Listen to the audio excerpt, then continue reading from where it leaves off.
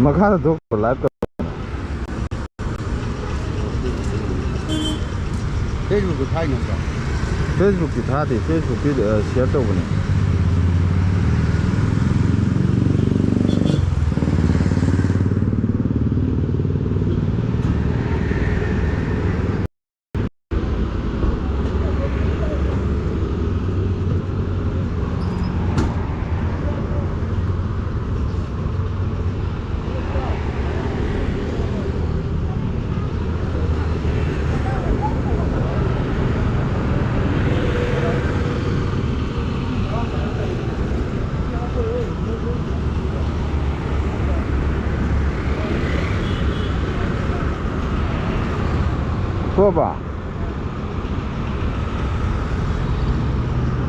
live continue मत करो live continue मत करो पूरा सिने मखा ताब मखा चथरक हूँ लाइव चतरे नेटवर्क मरम सिने मखा चथरक इम्फाल सिटी की कंगला ममांग लाइव कंगला ममांग चथरक लाइव ने कंगला ममांग कंगला से ले कंगला ममांग चथरक लाइव आई लाइव से कमाई तौरीगे है येंगे वीडियो स्क्रीन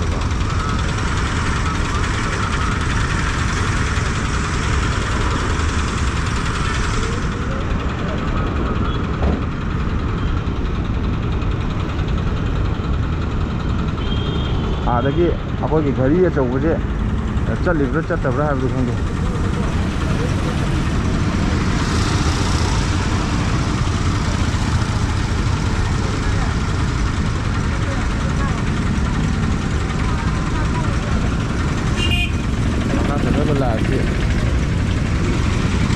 लाइव मखा चथजरी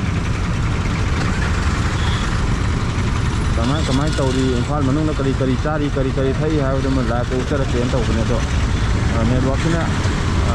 स्टेबल फंगद लाइव से चटपी मौं लेरे हूँ मखा चथजगे कंगला ममांग की कंगला ममांग नहानगदी अफ अफब खुलाई मैम पायरगा थंब कंगला ममांग लेरे मखा चथना सम नाकन की एरिया येमोल ममांग गाड़ी चिंबदी गाड़ी मैम चिंबदी चिंबू कोंबू मखा ताना तौरी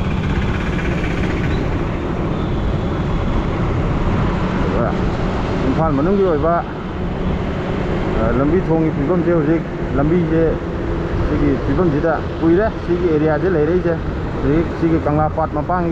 मपान की एरिया स्वाइसे कुरे स्वाइसे सूमाय तौ लेरे बाजार मयाद इम्फाल मनुंग चौखलब इम्फाल मनुंग सूमाय तौदना इफुल हो लेरी इफुल की मरक्ता MG एवेन्यू MG एवेन्यू की ओके होटल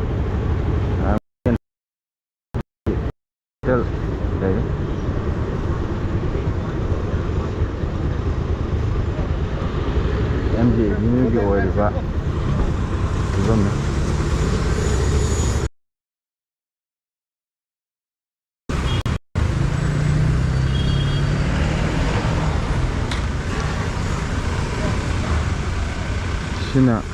MG एवेन्यू की मनुंग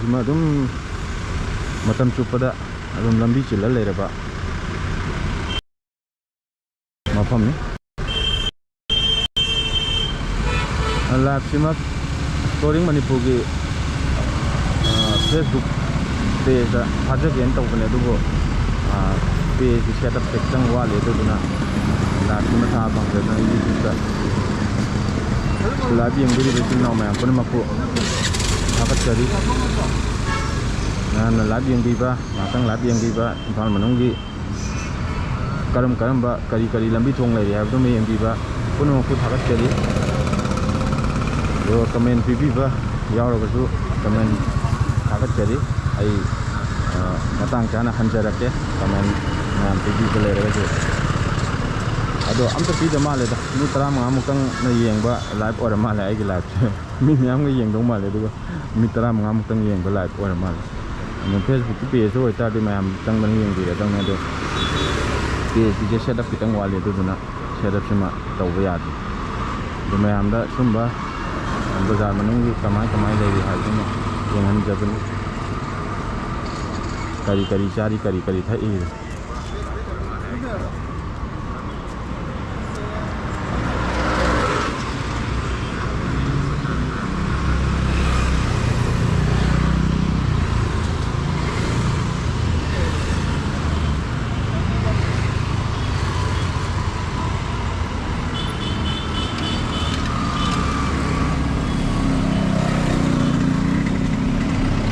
ꯁꯤꯗꯩ ꯆꯠꯂꯒ ꯃꯊꯪ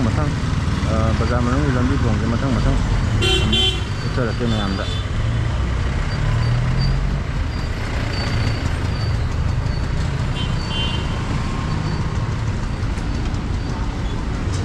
खितंग थैजनगे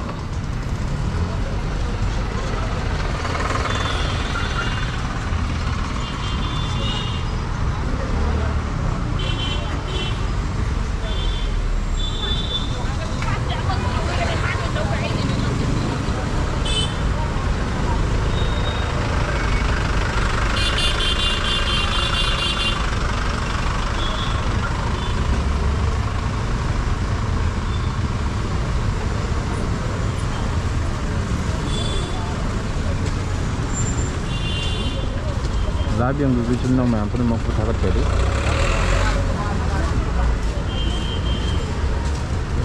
26 January की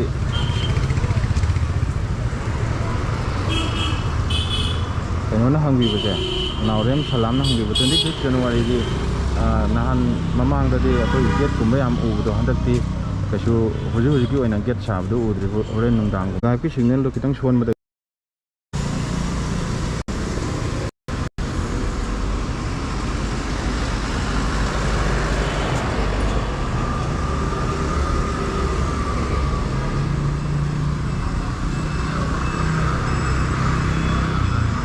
नावरेम सलाम ना हंगी बजे रेडी लेता बा हाबो अदुमा दुमाना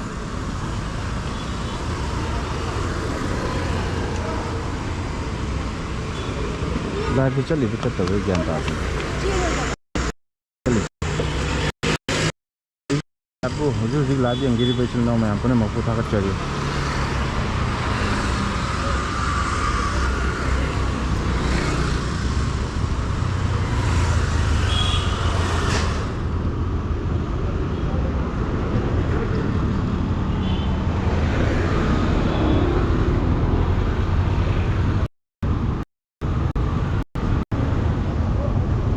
ꯉꯥꯏꯍꯥꯛ ꯂꯩꯔꯒ ꯒꯥꯔꯤ ꯊꯧꯕ ꯑꯃꯨꯛ ꯍꯧꯖꯒꯦ ꯁꯤꯗ ꯗꯨꯀꯥꯟꯗ ꯀꯩꯅꯣꯝ ꯍꯪꯕ ꯆꯪꯈ꯭ꯔꯤ ꯑꯩ ꯂꯥꯛꯃꯤꯟꯅꯕ ꯏꯅꯥꯎ ꯑꯃꯒꯤ ꯀꯩꯅꯣꯝ ꯍꯪꯕ ꯆꯪꯈ꯭ꯔꯤ ꯃꯈꯥ ꯇꯥꯅ live ꯆꯠꯊꯖꯔꯛꯀꯦ ꯃꯌꯥꯝꯒꯤꯗꯃꯛꯇ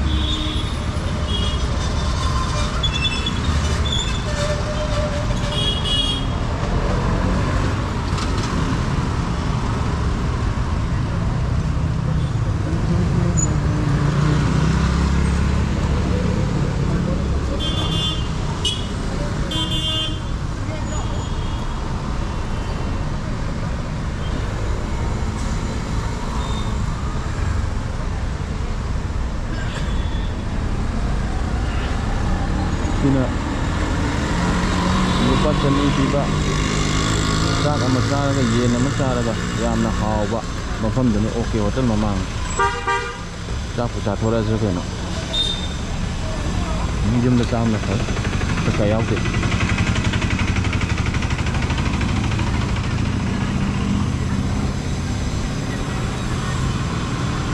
hong kui greda changrija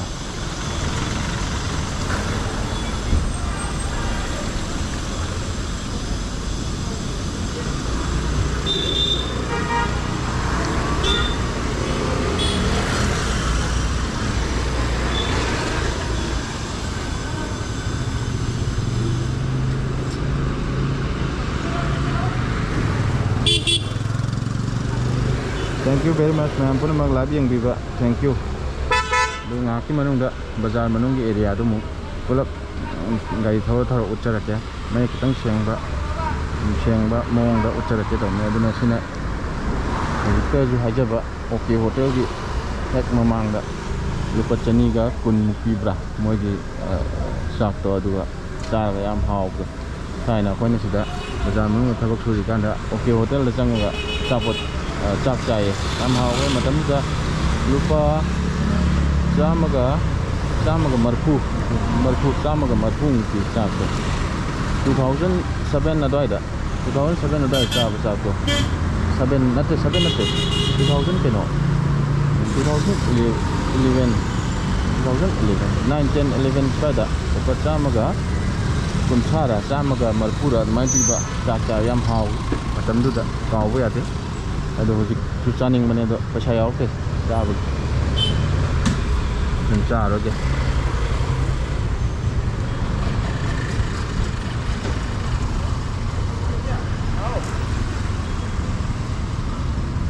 ꯃꯣꯏ ꯏꯝꯐꯥꯜ ꯃꯅꯨꯡꯁꯤ ꯃꯤ ꯌꯥꯝ ꯆꯤꯜꯂꯤꯍꯦ ꯏꯝꯐꯥꯜ ꯃꯅꯨꯡꯒꯤ ꯃꯤ ꯆꯤꯟꯕꯒꯤ ꯃꯑꯣꯡꯗꯨꯅꯤ ꯁꯤꯅꯤ ꯂꯥꯏꯚꯁꯦ ꯀꯅꯥꯅ ꯀꯃꯦꯟ ꯄꯤꯔꯤꯒꯦ ꯍꯥꯏꯐꯦꯠꯇꯪ ꯌꯦꯡꯖꯒꯦꯀꯣ ꯑꯃꯨꯛ ꯀꯃꯥꯏꯅ ꯀꯃꯦꯟ ꯄꯤꯔꯤ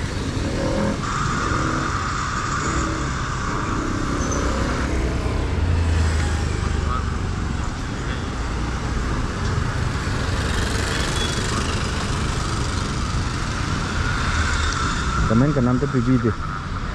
अदो नोरेन सलामना पीबीबे कमेंट से कतने रिपब्लिक डे की कमाई तौरीगे है कमेंट अदु कतने पीरी अदई पीदे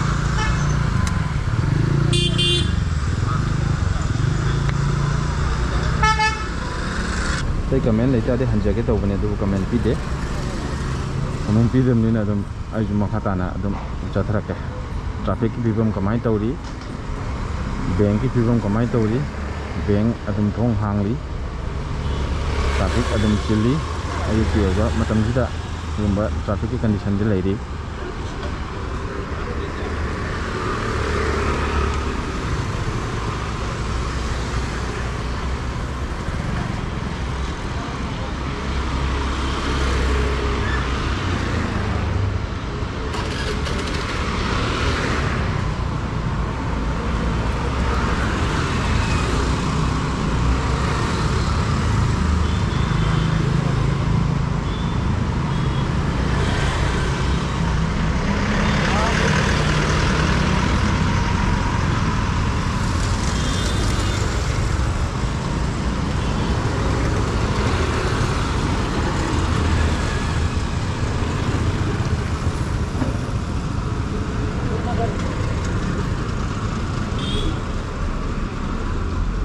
मतम की अपडेट नाइजरी ना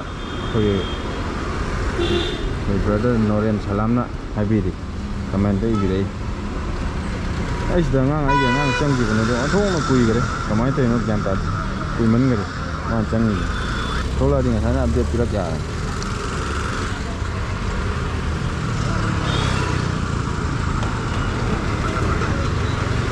लाला कोगी तोंजम नावी ने कमेंट पीबीरी वाई इबीरी ओके मका चथरकपदा ओके होटल ममांगदगी पैसा चानबा पैसा यावदबदगी चाक चानबा पैसा यावदबदगी मका ताना चथजगे सिगी अखोगी स्टेट बैंक ऑफ इंडिया की बैंक थोंग हांगे मैम बैंक दा चंगबीगदब लेबा इसिल नाव मैम बैंक थोंग हांगे ngasi रिपब्लिक डे की ओइना लोन रिपब्लिक डे हयेंग की ओइना ngasi kasu loan belai hayang mak suti lecar ju ngasi di suti leba oide adana sina sigi hotel do kai Nirmala hotel do Imphal city police ina Nirmala hotel aduga sidana Judio hai kai showroom posta ba 299 piba 499 piba yam lei yai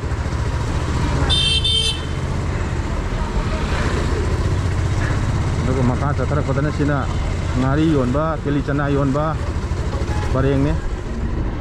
hanagi kaithel leramba hanagi nupi kaithel lerambadudagi sijoga temporary market set oina sagiba adumba kaithel ngari pareng yoli ngari pareng yoli ngari hujik ngari hujik Kangpokpi amadi Churachandpur ki mafamda ngari dagi hena tangba pot lei se sana dagi ngari ni tang haba pau lei khang yonbam sida lei ado sidana kili chana adagi paknam loi lei re aduga sina muk BT road ta ang phongdok charapa Kangla mamang da Kangla mamang chap chan ta ka ba adu ma BT road lan thok view maka setelah pada village ya sini BT Kendrajit amadi Tanggal General ki Manipur ki athau bo riba BT Kendrajit amadi Tanggal General ani bo British ki mayok ta lan tawi hai bagi maral da pha duna first sit tawraga hat ki ba tuma August strong do da first sit tawraga hat ki ba mafam BT Kendrajit park ki mamang da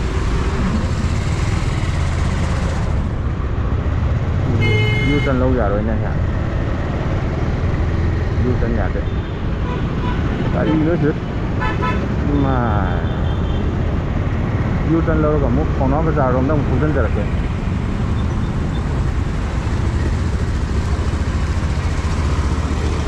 yu tan ngắn ngày đi anh có để mà quốc trình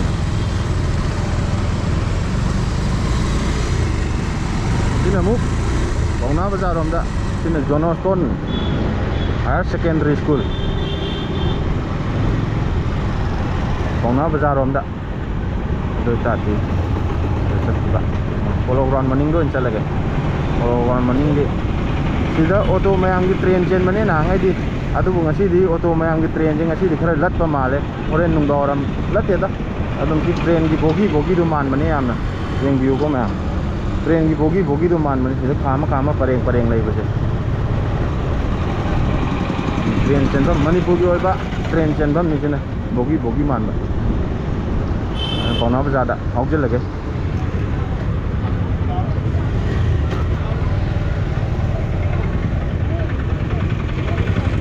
ini sport item ai ki gari ji ju kano tau re ai ki gari je battery yaad re tu na battery am tung silak ko ya breng ko ini sport ki item sport ki pot chai mayam lening ba mayam de fai de lei nei lu sina polo ground maning chak chabam sina polo ground direct polo ground maning aduga mang de riba tower sina Manipur ki amata ngai ra ba khwaidagi amata ngai ba bi ade hoji pudi branch me mang re khwaidagi fire service ki headquarter sai ta aduga sida ready nama le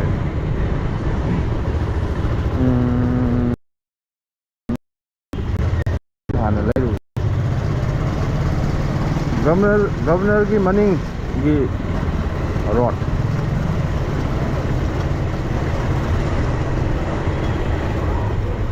aduga